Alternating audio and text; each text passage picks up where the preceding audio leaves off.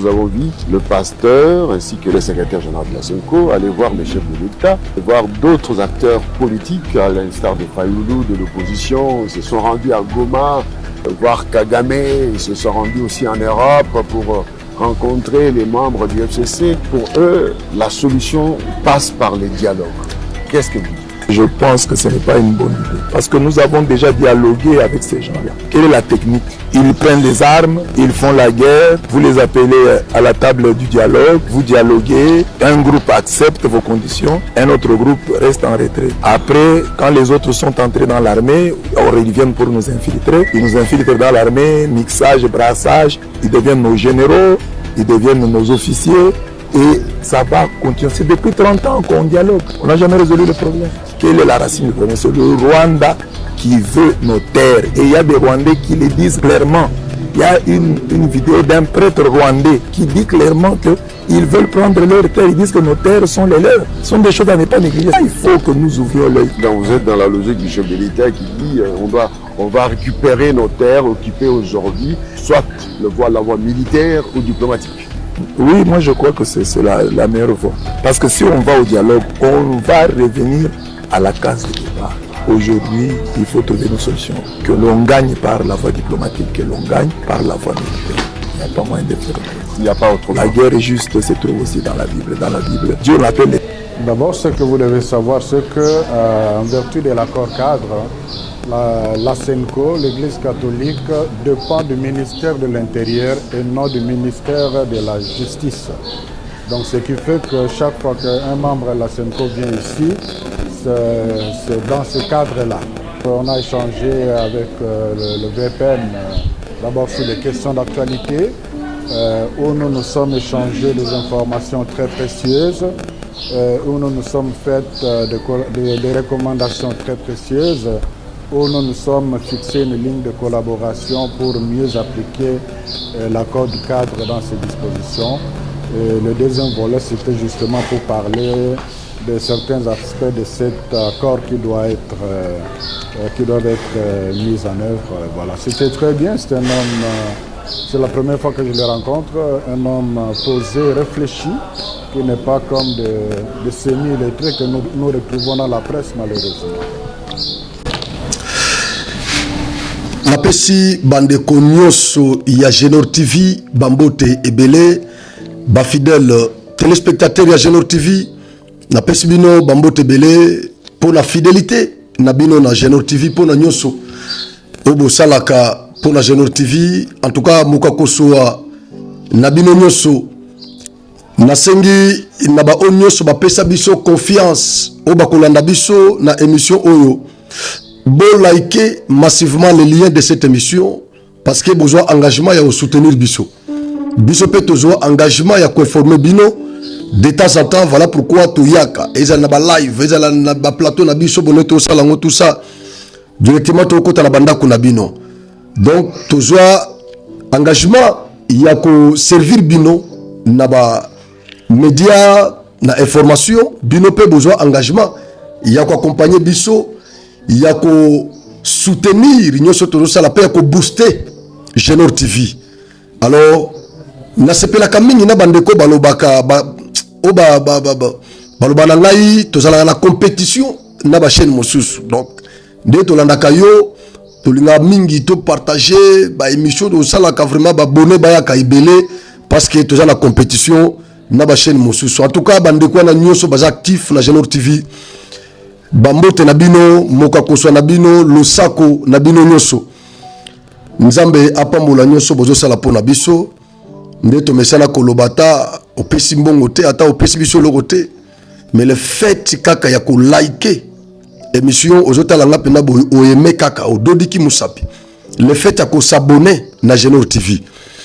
Le fait ya ko zwa lien ko partager yango, c'est déjà quelque chose pour ngai. C'est vraiment quelque chose. Obeminaku Njalanjoko invité à se présenter à l'auditorat militaire ce lundi 10 mars 2025. Njalanjoko, ancien président de l'Assemblée nationale, va se présenter là-bas, vice-président du bureau politique du PPRD est invité à l'auditorat militaire. Il va aller se présenter à l'auditorat militaire ce lundi. Qu'est-ce qui va arriver? Est-ce que Umukamate, bon, ce qui est Umukamate, est-ce que Bakosala Mabe ou bien Bakosala Malamu? Parce que Makele les alliés, Félix Fabi Misaba opposant Nyoso. Alors ceux qui opposant Moussoussou à Sali Bouzoba, ceux qui opposant Moussoussou à Zako présenter menace pour la Congo, Bakangaete, Batikaye parce que Aza opposant. Donc, guerre à Est, guerre à Congo, Oyo Nanga, Azako Salabiso, Nakagame. Donc, guerre wana est lavé par opposant. Guerre wana est protégé par opposant. Guerre wana est commis ici par opposant, par injusticiable na Congo. C'est ce que ça veut dire. Donc, maintenant, ceux qui opposent à violer Mibeko Yambo Kanabiso. Ceux qui opposent à Bomi Moutou. Le la guerre est dans le Congo. Le la opposant Moussous Bazo Senga. Libération, il y a des opposants Moussous. Bao bako sala ba effraction. Bako poursuivre bango le sous-souté. Donc, Congo, pendant cette guerre, nous sommes dans une jungle.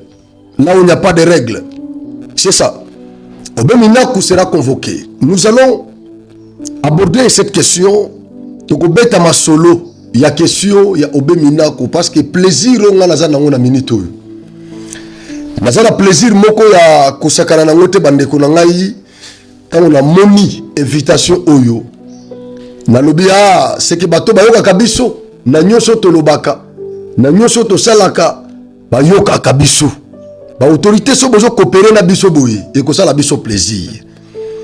Et que ça la biso plaisir. Mais naoya. Obeminaku, naoya. Kabila lukeli bana ne ba problème. Joseph Kabila a lukeli bana ne ba problème. Le président Félix Antoine Tshisekedi sera en visite officielle aux États-Unis. Il devra s'entretenir avec des hauts responsables américains pour tenter de tisser des partenariats stratégiques avec les États-Unis. Encore. Pays à Oncle Sam. Partenariat stratégique, ils ont eu le sous sur la scène politique congolaise. Toujours l'andagaka, tu évité. Tokolobelango ndeko moko na live asengaki na lobela makambo wana je crois tokolobelango na émission oyo tokolobelango Kagame crise bandi ko beta et ba bailleur de fonds nyonso ya Rwanda ba bloquer financement na bango. Rwanda a une difficulté makasi. Jeune Afrique a révélé biso que sur les 4 milliards du budget annuel du Rwanda, environ 1,3 milliard vient de l'aide internationale. Na minute yo Allemagne, ba pays wana nyoso Canada, Grande-Bretagne, ma ba pays wana nyoso Amérique, ba su déjà ma ba mesure moko ya sanction contre le Rwanda. Je crois que autant que la bino liste, il y a ba pays où ba si ba sanctionner déjà Rwanda. Autant lango place oyo et to kende progressivement. Ba pays nyoso ko banda e ko s'ajouter na liste wana. To ya awa to kotanga yango. Budget ya Rwanda est secoué 4 milliards. Qu'est-ce qui fait qu'un pays comme le Rwanda, un micro-État qui a un budget de 4 milliards, budget annuel de 4 milliards de dollars, mais qui arrive à nous faire la terreur, ça s'explique, donc ça répond à quelle logique? Biso budget na biso et que au-delà il y a 15 milliards, la RDC. Au-delà, il y a 15 milliards de dollars. Mais face à un pays, un micro-État qui a un budget de 4 milliards de dollars, la biso terreur. Ça répond à quelle logique? Est-ce qu'avec 4 milliards, Rwanda kosoma minduki nyonso azobundisa biso nango? Non. C'est comme pour dire, minduki nyonso au Rwanda zako utiliser, eza ya Rwanda ti. La sala qui bino révélation moko awa, il y a jeu au France abanda ko sala Ukraine entre Ukraine et Amérique. Amérique azo tinda minduki na Ukraine ezo le capar la France. Na Europe parce que France azala kamuka la ya Amérique et yebani. Minduki ezo le capar la France. Mais France a tindi 30% na Ukraine, 70% et que na Rwanda. Trump a eu pouvoir à découvrir yango. Donc minduki nyonso wana. Et banda ko uta na ba pays mususu pe ya Europe. Minduki mususu banda ko uta na Union européenne. Parce que baza na accord militaire na Rwanda. Ndeba minduki oyo Kagame banda ko bundisa biso nango. Ndeba minduki oye abanda ko bundisa biso nango. Parce qu'avec les 4 milliards de dollars, Kagame a coquille jamais kosomba minduki nyonso oyo azobundisa biso nango te. C'est pratiquement impossible. Sikoyo batu o basutena ye wana. O banda ko tindele minduki. Parmi batu wana ba mosusu bazungisima, ba suspendre. Ba soutien na bango wana, soutien militaire, financier, ba suspendre yango. Voilà pourquoi nous disons que Kagame atikali lokola nyoka. Et basi ba beti ba niki les gens étaient na mutu. Mais muki les ont bougé ka qu'ils ont intimidé batu. La lingala tolobaka ke beba nyoka et si la ration moté. Ça dit soka mutu akuta ina beba nyoka bonanzela. La première des choses, à se paniquer, à sauter. Nyoka koufi mais même muki les ont bougé kaka, c'est ce qui se passe. Nous allons aborder toutes ces questions, mes bien-aimés. Nous allons aborder toutes ces questions-là. Bah, député Nabiso, il y a Beke, il y a Kivu d'une manière générale. Pourquoi bazo attaquer? Bazo tala combat Kagame na monogoté. Bazo ko déplorer kaka, bazo déplorer.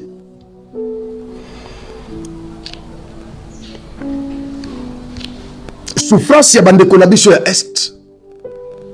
Massacre au baza ba victime.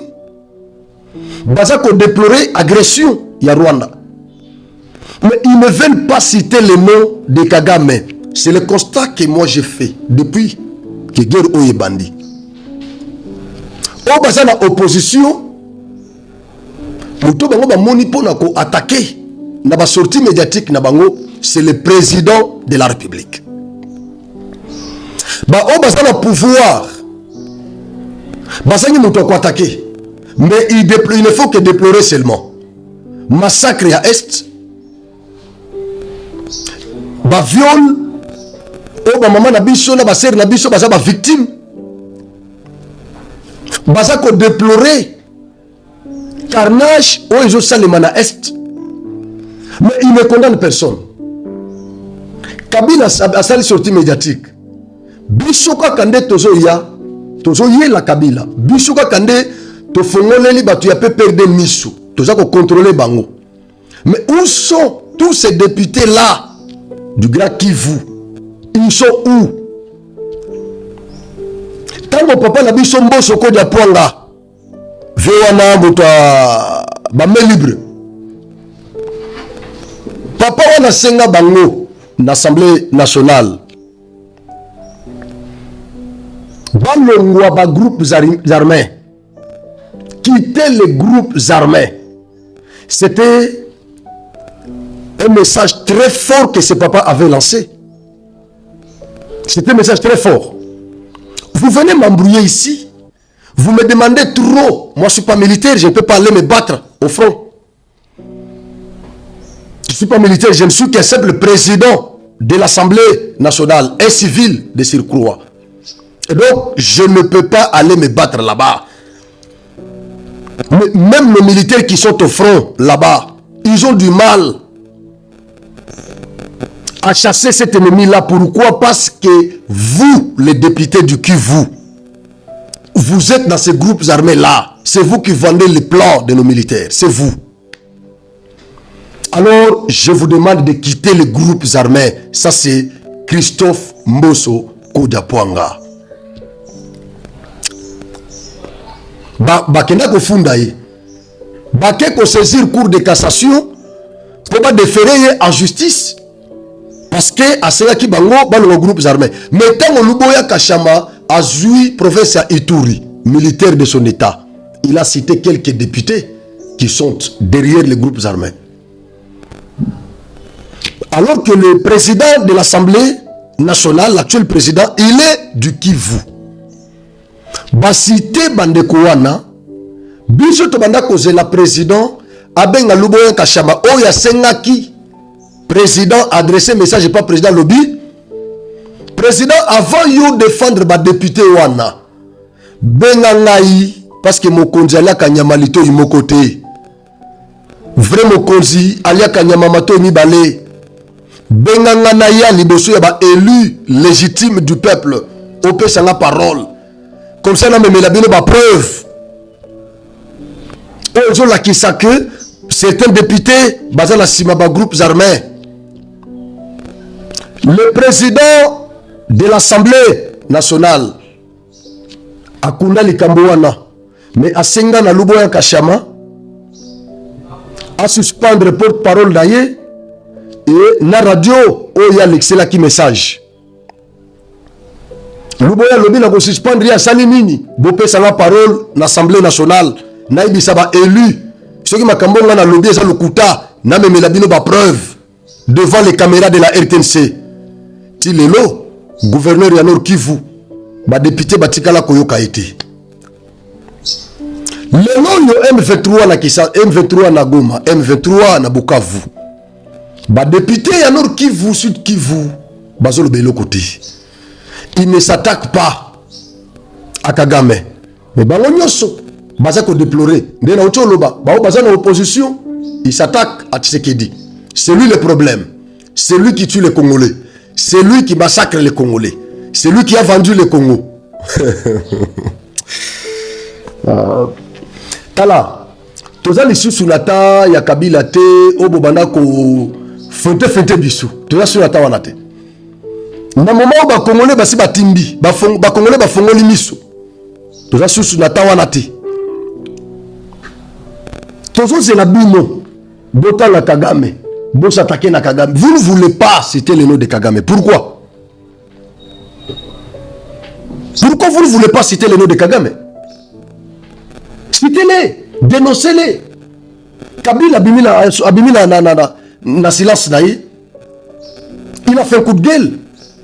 Kabila a dit des choses horribles, alors horribles.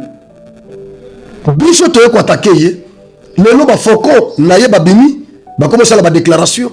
Obemina ko yo a convoqué. Nous avions demandé ça ici dans un pays normal, déjà normaux, créé à l'image de Dieu. Ba tout le go ba obemina ko na ba déclaration ba sala kiawa, il ne pouvait pas être libre jusqu'alors. D'ailleurs, il fallait qu'elle la déclencher le même jour. Il fallait qu'il pas baser là 3 jours ou 4 jours après, bah continue de l'ailler invitation. Il fallait qu'il mate les boto obemina à la héros déjà à na maboko ya justice militaire parce que ba propos naie ezaki trop suspect.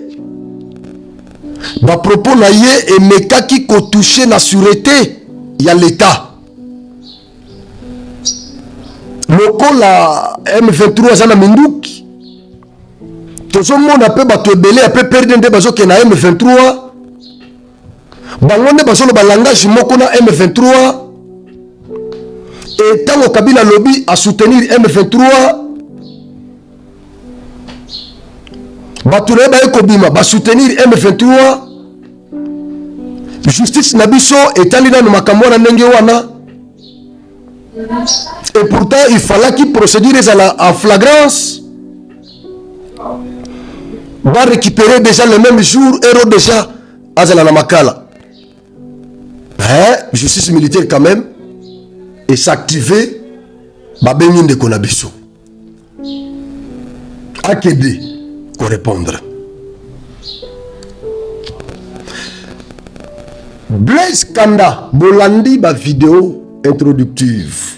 Na raison il a sous ma cambo ya Obeminako, et s'il a noté. Abbé Blaise Kanda contre la Senko. De l'autre côté, Monseigneur, le chapelain, la star du moment,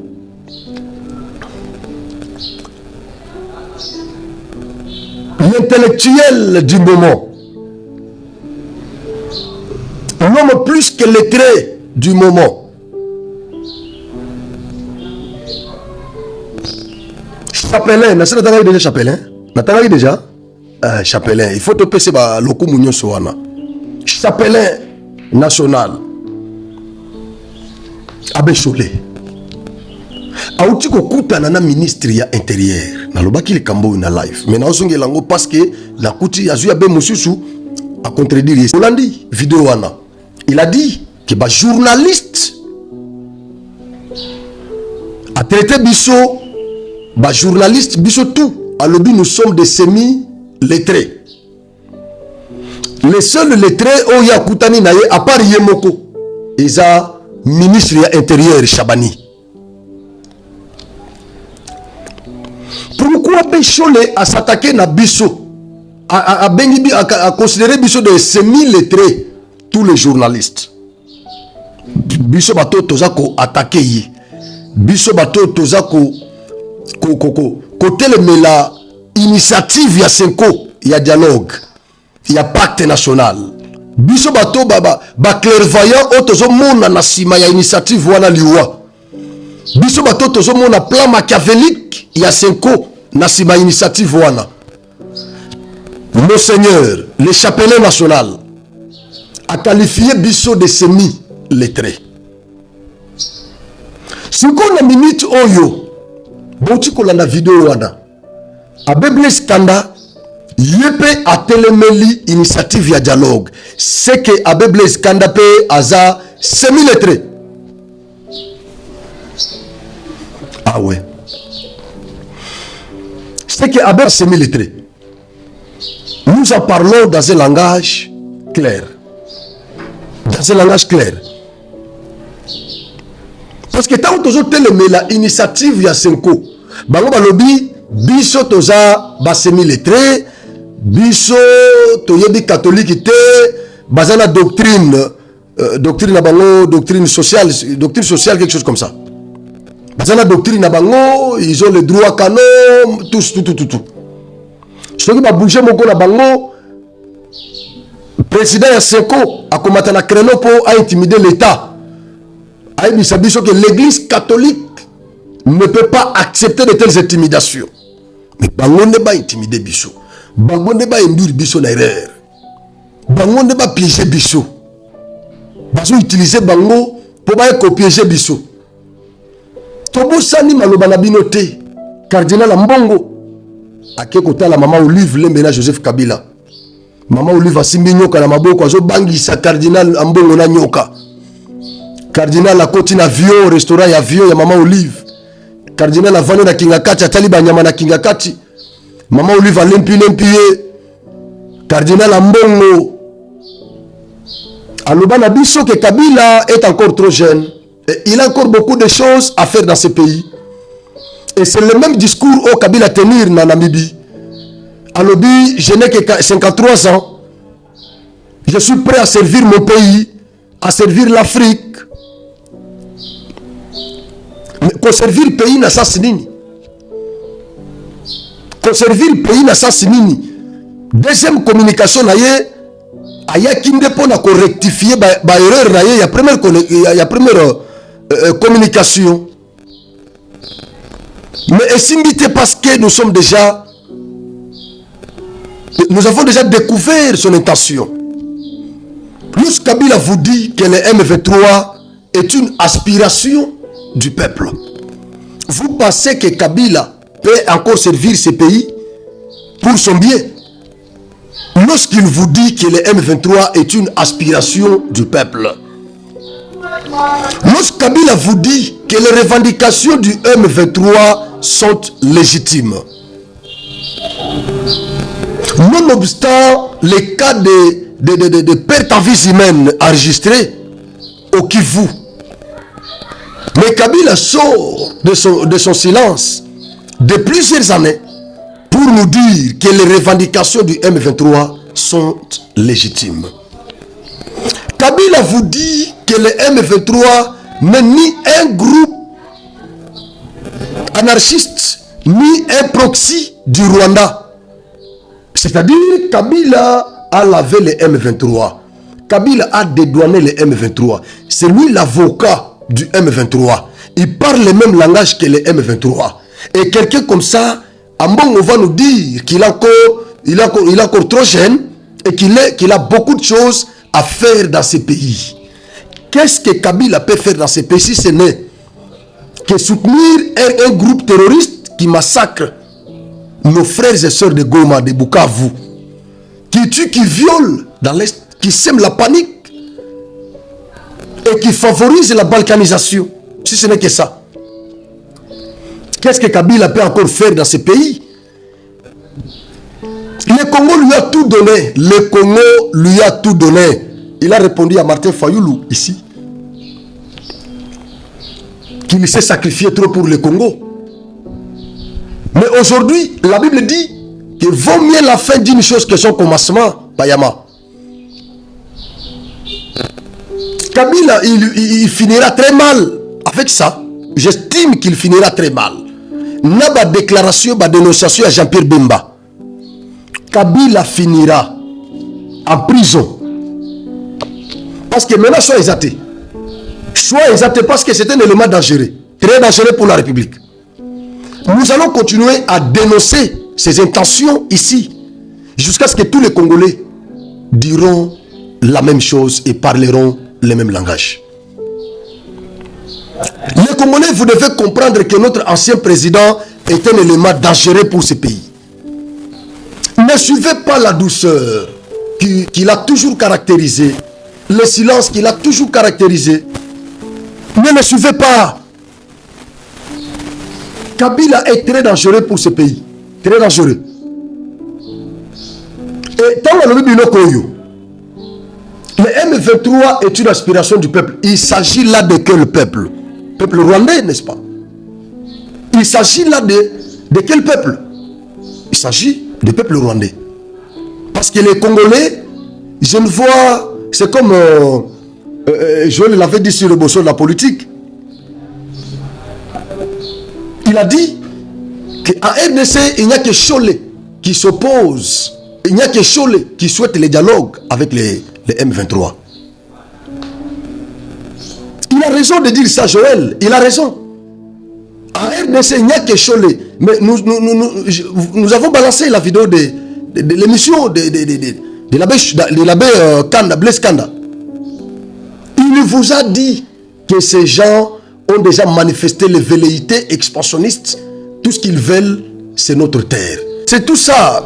Kagame a mis en exergue ces velléités expansionnistes. Ils veulent à tout prix nous ravir une partie de notre territoire pour l'annexer au Rwanda. Je demande à l'équipe technique de vous balancer une vidéo de, je crois, de 50 minutes, de 50 secondes. Comme ça, vous allez suivre ça. Vous allez suivre l'historien. Bon, c'est un juriste, mais il maîtrise quand même l'histoire de notre pays. Je connais le Congo.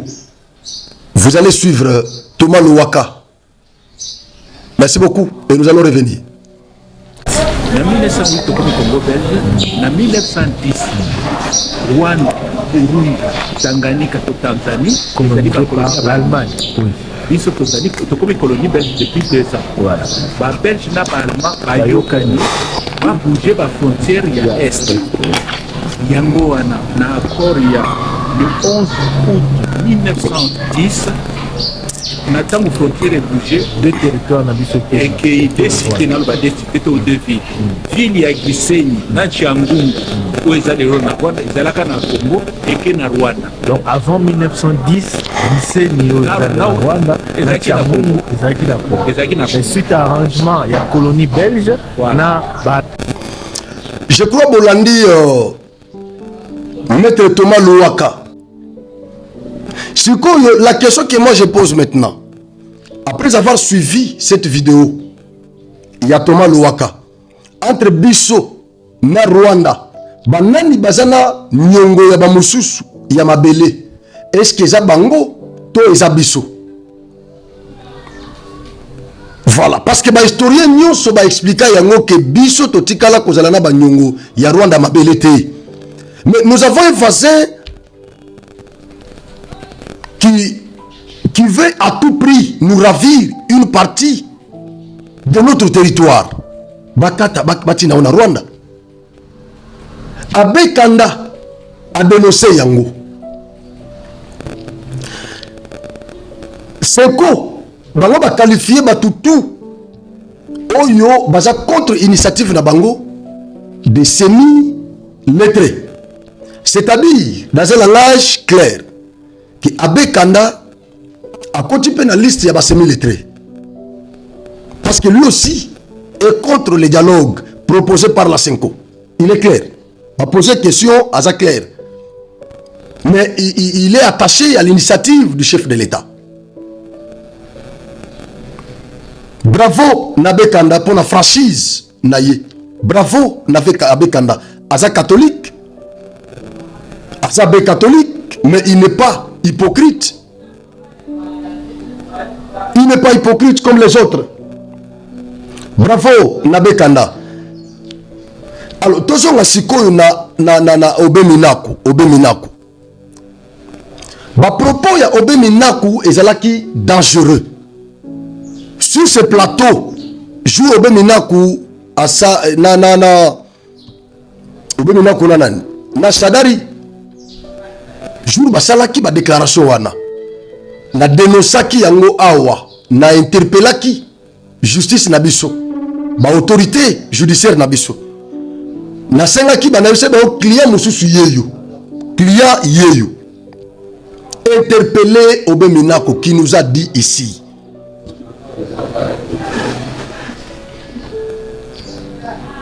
Que fini les actions clandestines.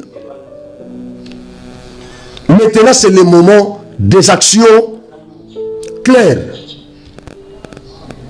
À corroborer. À propos, il y a Maman Olive Lembe. Maman Olive Lembe, aloba na biso na mokoyo. Alobi, mon mari travaille en silence. Qu'est-ce que le mari de Maman Olive Lembe faisait en silence? Qu'est-ce que Joseph Kabila, le chef de Obeminaku, faisait en clandestinité? Qu'est-ce qu'il faisait pendant tout ce temps de silence? Qu'est-ce qu'il faisait? Il faisait quoi en clandestinité?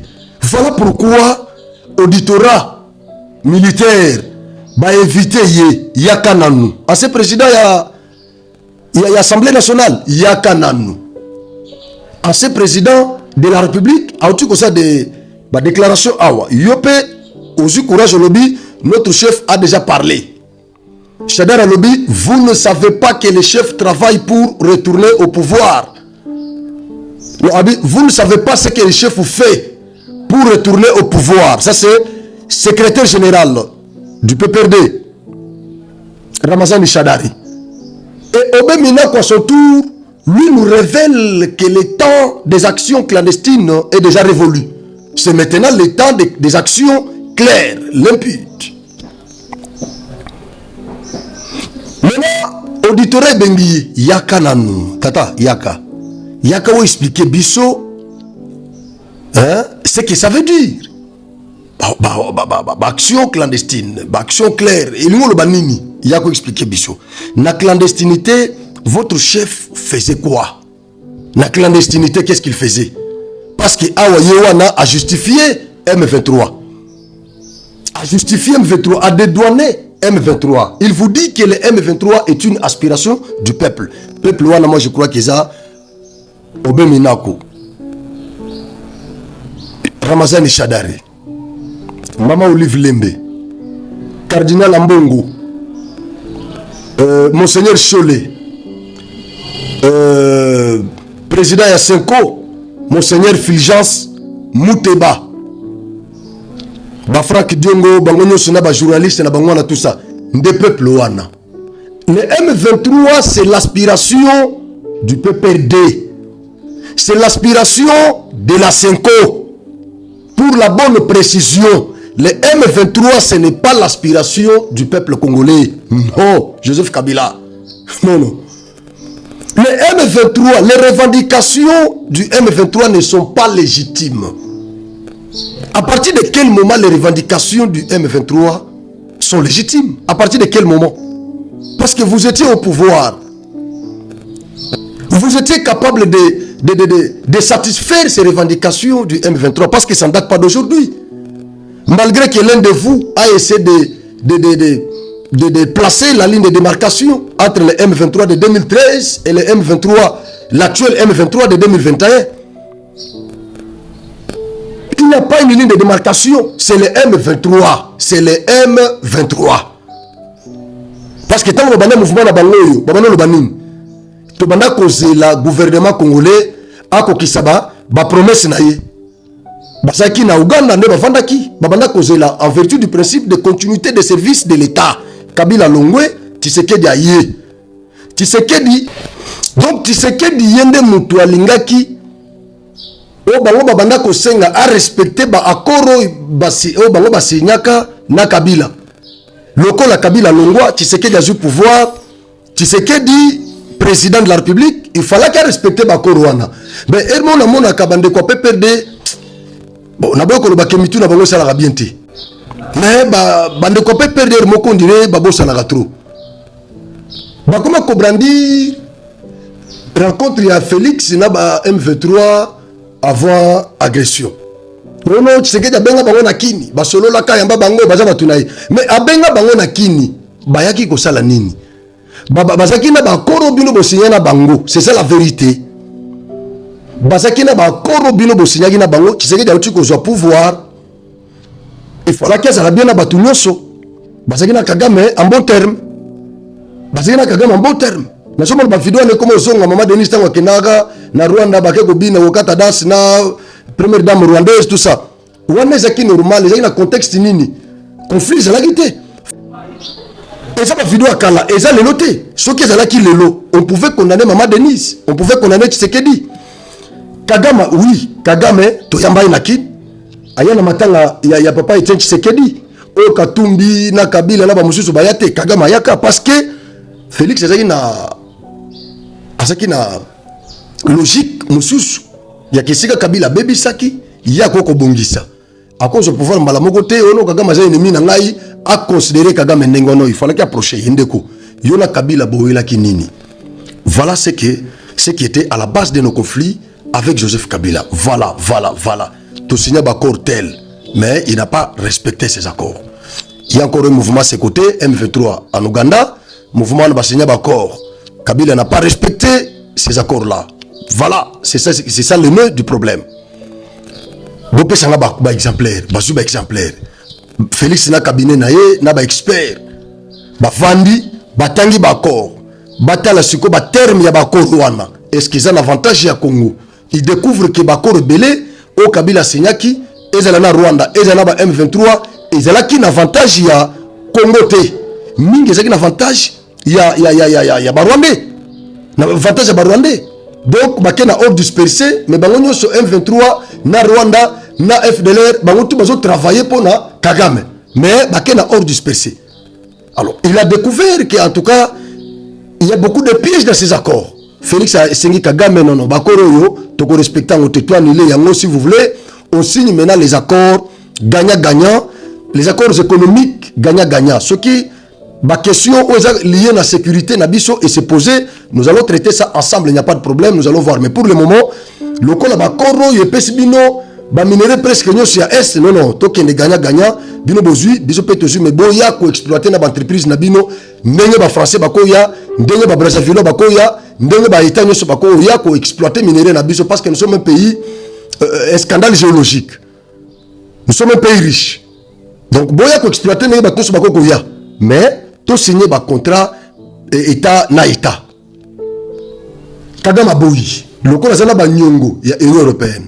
Banyongo ya France alia bambongo na bango ke ngai nde nazana minéré na bando pesa bino alors 50 ya kozwa bien 40 ya kozwa wana amboni ke ekokoka te po futa banyongo ya ba pays nyonso yo alia ki bambongo na bango.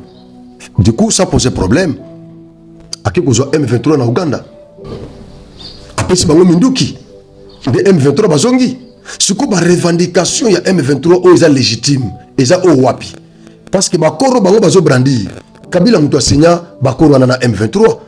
Pourquoi tant il y a na pouvoir, Kabila n'avait pas respecté ses accords. Pourquoi ce qu'on dit ça Félix a eu pouvoir pour y a respecter bakoro wana. Et pourtant Félix a monique bakoro wana, liwa est na kati ya Congo. Liwa ya Congo est na kati. Voilà, c'est ça le problème. Alors pour ngai basu ke la wana te ba continuer ba interpeller Shadari. Shadari pas Alobaki. Vous ne savez pas ce que le chef fait pour retourner au pouvoir. Mais retourner au pouvoir par quelle magie? Par quelle voie? Par la voie constitutionnelle? C'est pratiquement possible. J'en avais abordé déjà ici dans une émission. C'est possible. Par la voie constitutionnelle, c'est pratiquement possible. Alors si ce n'est pas par la voie constitutionnelle, ça doit être par la voie militaire, par la voie des armes. C'est ça le problème. Vous ne savez pas ce que le chef fait pour retourner au pouvoir. Dans cette analyse, il y a parole en awat. Nous nganga makambo biso lobaka eza makambo oyo ezo toucher na sûreté à l'état so monto dénoncer na vandia nazo dénoncer loko bato balandaka nga mingi bako découvrir loko moko place oyo soki ya mutu moko lobe loko soki nga nazo yango na ye na sala yango commentaire na bi oyo bakoki ko kangela ngo mutu oyo lobe likambo l'état fongola miso. Quelques jours après, on n'a pas battu ma boue dans mon tour en abeko. On peut interpeller pour auditionner. Bah déclencher quand même action publique. Bah c'est belé moyen bah notant attendre bah combo ezate. Mais bah on a kokakate ezaka bah toi 5 ans. Bah toi 5 ans bah c'est bah bêtise trop. Mais na okakapeza te convaincre l'État pour acha maboko na bah toi 5 ans. Mais pour na Obé Minaku etikali Ramazani Shadari. Vous ne savez pas ce que les chefs fait pour retourner au pouvoir. Le temps des actions clandestines est déjà révolu. Maintenant, c'est le temps des actions claires. Mon mari travaille en silence. Vous avez propos de se marier. Et puis Kabila sort de son silence. Il vous dit clairement, sans embâche, que les M23, que les revendications du M23 sont légitimes. Et que le M23 est une aspiration du peuple. Ce n'est pas un mouvement terroriste. Donc, il faut bien comprendre que Bandekouana, il faut l'État à poursuivre Bango. Justice Nabiso et Fongola Miso. Toko ko vana mboka o ki dibate, toza na M23 na Kivu, toza na M23 mususu na Gisasa. Nde nazo benga ba na kwa 5 ba M23. Baza ba M23. Mais ba député nyoso ya Kivu na sengi na bino bobima na silence to bunda biso tout. Ba tu lukwebo na yoki na procès ba tu lukwebo na Gotesei. Gotesei ya loba je crois na plateau mo na émission moko ba na osala. Révéla biso loko moko lobby ba bien nyoso ya ba tu lukwebo na Bukavu na Goma eza sécurisé na ba soda M23. Ba vandaliser ngote. Ba soda na bazawana bazo sécuriser yango. C'est-à-dire quoi? Nde babando lobake gouverneur ya Sud Kivu azande kwa batu lukwebo. Na Gotesei a révélé à lobby que ba bien na enyo soza sécurisé. Batu lukwebo a déféré la justice azo senga ba dommages intérêts na Gotesei il y a $100,000 américains pour ba propos pour la diffamation. Alors Gotesei a foutu 100,000. Mais awa siko bozo senga Gotesei journaliste afuta bino 100 000 $. Mais pourquoi bozo kokate ko condamner Kagame? Pourquoi bozo kokate ko condamner agresseur? Pourquoi bozo tanga kombo ya nanga na minoko na binote? C'est là où les bas blessent. Mais tant que ce journaliste a dénoncé, Bokembangu kokangisa ye bozo senga ba dommage intérêt ya 100 000 $. Mais Kagame oyo nanga oyo azoboma, si tel n'est pas le cas, mais bon attaquer quand même Kagame. Ceux qui gocho c'est à Kosi, mais bon dénoncer l'agresseur. Pasteur Moko, pasteur Eugène ya Bukavu a dénoncé bavandi yo à lobby alia kambongo neti binote ya Congo. Mais bino boso mama pango nyoso na mbongo Congo. Pourquoi tant au Congo ils ont menacé? Vous ne parlez pas. Bah député, bah sénateur. Il y a grand qui vous. Pourquoi vous ne parlez pas? Après Moïndo Zangi quand même, Moïndo Zangi ndé, tout le monde. Hein? Julien Palo coupé quand même. Mais les restes, bah député, surtout bah député, bah sénateur. Vous êtes où? Donc on continue à dénoncer Binoti Nasuka, Eriangoyo. Communiquer beaucoup salamia au professeur Mbata, secrétaire à Union Sacrée. Alors que na week-end oyo liste à Sike Kobima, il y a un nouveau président, il y a un nouveau membre du présidium, il y a Union Sacrée. Beaucoup de la katiti. Beaucoup de sapé wazalé no mo na kati. Un président de la République. Beaucoup de sapé na kati ya présidium ya Union Sacrée. Wazalé no médiatique confirmé. Confirmé. Beaucoup de na kati ya Union Sacrée. Na présidium membre té na bi présidium ya Union Sacrée. Total la makambo zo le kakuna. Toujours c'est là-bas membre à Sika ya Union Sacrée na week-end oyo to découvrir bango et après sorti ya gouvernement d'union nationale. Total la banani o bakokota na gouvernement wana. Turo blague ezate. Biso to za na ba siège belé. Poids politique, les poids politiques, les poids politiques, exacté. Poids politique, botanga nanga. Poids politique, botanga Bertrand Bisimwa. Poids politique, botanga Kagame. Detondi mabino. Poids politique, nde obiso tozo sala oyo, nde poids politique. Et ça obino bo sala na tia hypocrisie. C'est pas ça les poids politiques. Tokotaner moko, merci.